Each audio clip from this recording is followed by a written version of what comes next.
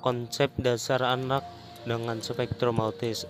Definisi anak autis. Autisme merupakan salah satu kelompok dari gangguan dan keterlambatan dalam bidang kognitif, komunikasi, ketertarikan pada interaksi sosial, dan perilakunya. B. Penyebab autis. Penyebab autisme belum diketahui secara pasti. Beberapa ahli menyebutkan autisme disebabkan karena multifaktorial. C. Karakteristik anak autis.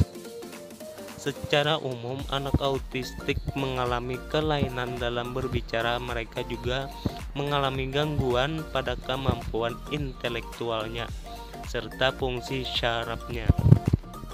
Layanan pendidikan anak dalam spektrum autis ada 4, yaitu yang pertama kelas transisi, bertujuan untuk mengembangkan potensi anak berkebutuhan khusus dalam mempersiapkan transisi ke bentuk layanan pendidikan selanjutnya. Yang kedua, pendidikan terpadu, kelas khusus yang dibuat untuk anak autistik yang memerlukan bantuan dari guru pembimbing atau pendamping.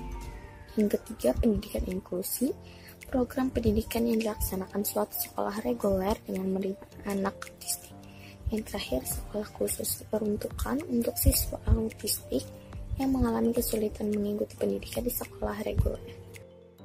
Hasil identifikasi: identitas anak, nama anak John Nicholas Moses, nama panggilan Moses, tempat tanggal lahir Tanah Grogot, Kabupaten Pasir, tanggal lahir 7 September 2011, jenis kelamin laki-laki, anak pertama dan status anak kandung, alamat di Kompleks Surya Gemilang, Blok B, Jalur 3.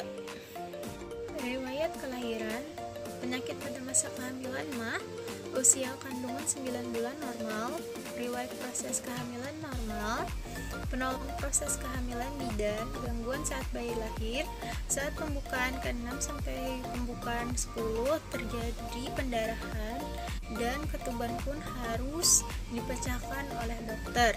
Berat bayi 3,3 kg, panjang bayi 55 cm, tanda-tanda kelainan pada bayi, anak rewel dan menangis, tidak bisa tidur nyenyak, harus digendong terus baru bisa tertidur.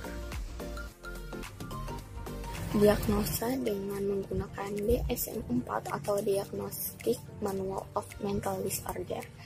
Yang pertama, gangguan kualitatif dalam interaksi sosial yang timbal balik.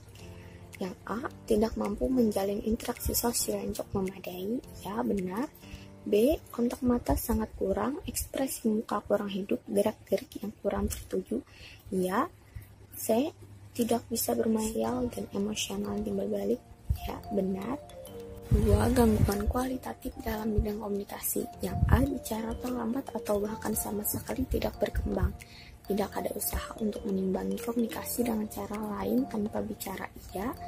B, bisa bicara, bicaranya tidak dipakai untuk komunikasi. Iya, anak hanya bisa bergumam. C, sering menggunakan bahasa yang aneh dan diulang-ulang. Iya. D, cara bermain yang kurang variatif, kurang imajinatif, dan kurang seniru. Iya. 3, suatu pola yang dipertahankan dan diulang-ulang dari perilaku, minat, dan kegiatan. Yang A, mempertahankan satu minat atau lebih. Iya, benar. B, terpaku pada kegiatan yang ritualistik atau rutinitas yang tak ada gunanya. Iya. C, ada gerakan-gerakan yang aneh, yang khas dan diulang-ulang. Iya, anak sangat suka berkaca. D, sering terpukau pada bagian benda. Iya, anak cepat tertarik pada suatu benda di sekitarnya. Yang keempat, sebelum umur 3 tahun tanpa keterlambatan atau gangguan dalam bidang A, interaksi sosial.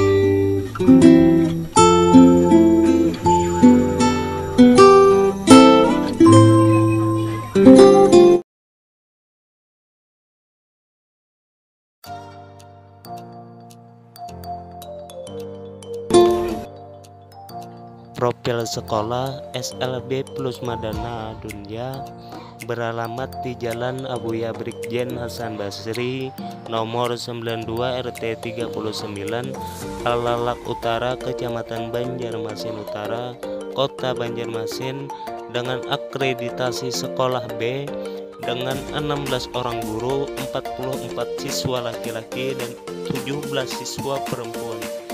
Kurikulum sekolah menggunakan kurikulum pendidikan khusus 2013. Adapun layanan pembelajaran yang diberikan oleh guru, ada perencanaan pembelajaran dan pelaksanaan pembelajaran.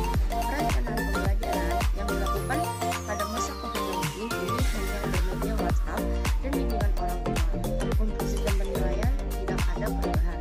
Proses pembelajaran dilakukan dengan kerjasama antara guru dan orang tua untuk mendisiplinkan waktu pembelajaran agar anak lebih disiplin. Sedangkan pelaksanaan pembelajaran saat pembelajaran normal, guru biasanya mengajar face to face satu persatu untuk memberikan perintah. Dan saat pandemi, proses pembelajaran autis adalah online atau via WhatsApp dan dibimbing langsung oleh orang tuanya. Dan pembelajaran online dirasa kurang efektif karena mereka sulit untuk merespon. Untuk siswa sendiri tidak bisa berinteraksi dengan siswa lain.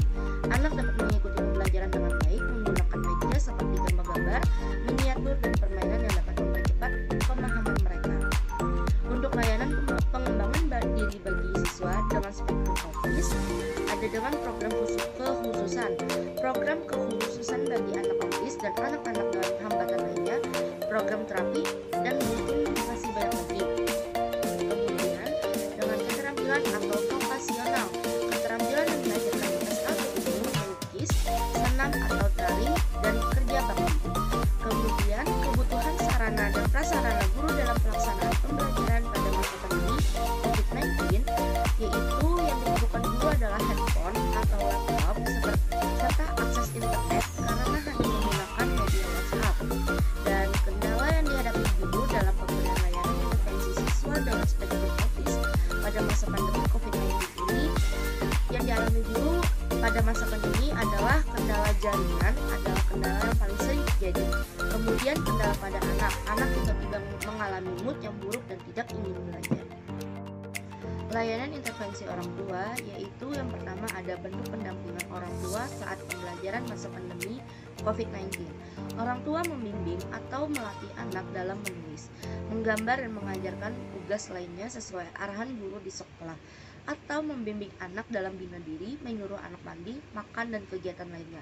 Yang kedua, kendala yang dihadapi orang tua dalam memberikan pendampingan pembelajaran pada masa pandemi COVID-19 hampir sama dengan yang dialami oleh guru. Kendala yang paling sering adalah kendala jaringan dan perubahan mood pada anak.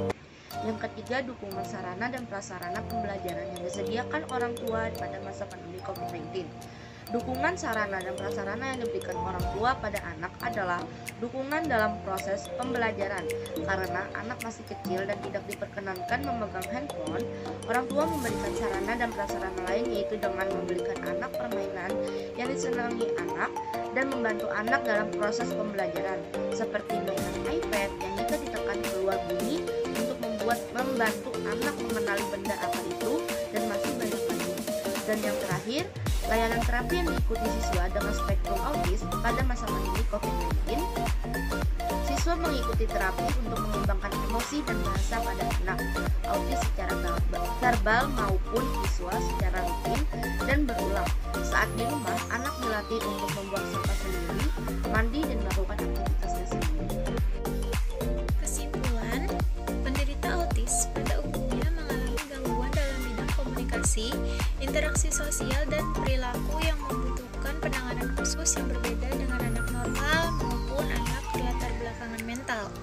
Hal ini dimaksudkan untuk memberikan bantuan sesuai dengan kebutuhan agar proses sosialisasi anak dengan lingkungan berjalan baik dan anak bisa tumbuh dengan mandiri.